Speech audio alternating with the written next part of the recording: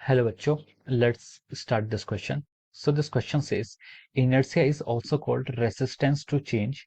It means that if the net external force is zero, then option A body at rest continue to remains at rest. Option B, a body in motion continue to move with a uniform velocity. Option C is a body in rest starts moving with uniform velocity. And option D is both A and B. ठीक है, तो देखिए बच्चों, अब हम इस question को start करते हैं। चलिए बच्चों, इस क्वेश्चन का हम की कॉन्सेप्ट लिखते हैं। इस क्वेश्चन का की कॉन्सेप्ट क्या देखिए, इस क्वेश्चन में हमें क्या देखिए, लॉ ऑफ इनर्शिया को डिफाइन करना है। ठीक है, तो इस क्वेश्चन का जो आपका की कॉन्सेप्ट है वो क्या है, इनर्शिया।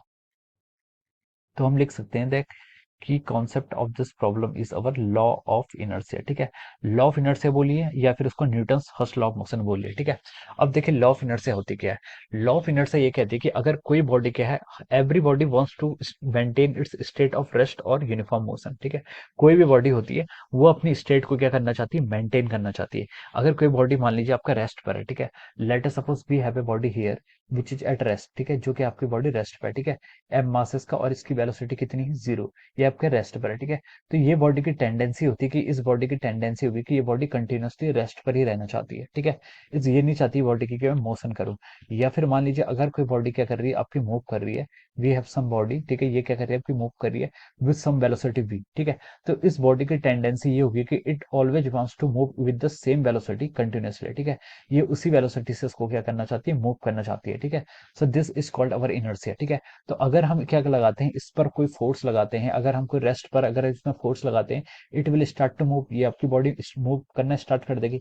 या फिर देखिए ये बॉडी मूव कर रही है, इसको अगर हम अपोजिट डायरेक्शन में कोई फोर्स अप्लाई करेंगे तो ये बॉडी क्या जाएगी, रेस्ट पर जाएगी। ठीक है, तो जो फोर्स लगाने पर ये जो बॉडी की टेंडेंसी होती है क्या, अपनी स्टेट को चेंज करना की। ठीक है, इस प्रॉपर्टी को क्या कहते हैं, इनर्शिया कहते हैं। ठीक है, inertia is called the property of a body, the body doesn't want to change its position of motion or in rest। ठीक है, अगर वो मोशन पे है तो it will wants continue to move at, अगर वो रेस्ट पर है तो it will want continue to be at the state of rest. ठीक है, तो सिर्फ रेस्ट की स्टेट में ही क्या रहना चाहती है। ठीक है, so this is called our law of inertia. ठीक है, और कंडीशन क्या है इसमें, आपका net external force should be equal to zero. ठीक है, नेट एक्सटर्नल फोर्स क्या होना चाहिए, यहाँ पर जीरो होना चाहिए।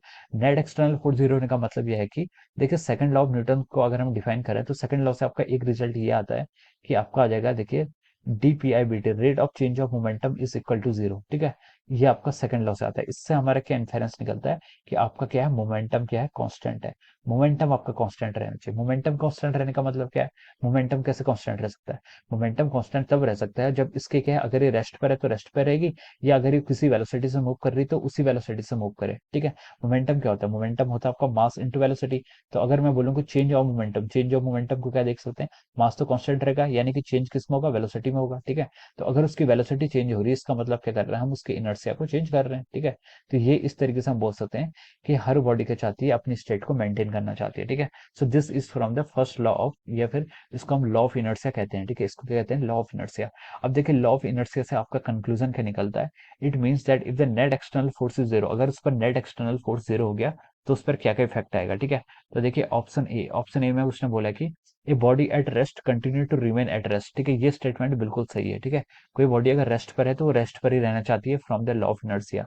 अब आपके स्टेटमेंट बी में उसने बोला कि a body in motion continue to move with a uniform velocity, अगर कोई बॉडी क्या कर रही है, मूव कर रही है या फिर मोशन पे है, तो वो उसी कांस्टेंट वेलोसिटी से मूव करना चाहेगी। ठीक है, तो ये बी स्टेटमेंट भी क्या आपका हो जाएगा, ट्रू हो जाएगा। अब देखिए ऑप्शन सी में उसने बोला है कि a body in rest it starts moving with uniform velocity. तो देखिए ये आपका क्या है, ये स्टेटमेंट आपका रॉन्ग हो जाएगा। ठीक है, वो अपनी स्टेट को क्या करेगी, मेंटेन करती है। और डी में उसने बोला कि both A and B are true. ठीक है, तो यस, आपका जो इसका यूनिवर्सल आंसर हो जाएगा, या फिर जो आपका सबसे अप्रोप्रिएट आंसर होगा वो क्या होगा, आपका ऑप्शन डी होगा। ठीक है, this option will be the right answer of this question. ठीक है, तो हम लिख सकते हैं कि इसका जो आंसर होगा, ऑप्शन डी इज करेक्ट। ठीक है, क्या लिख सकते हैं आपका यहाँ पर, option D is correct. Option D क्या होगा इसके यहाँ पर, करेक्ट स्टेटमेंट होगा। Okay, so I hope you all understood this concept. All the best and thank you so much.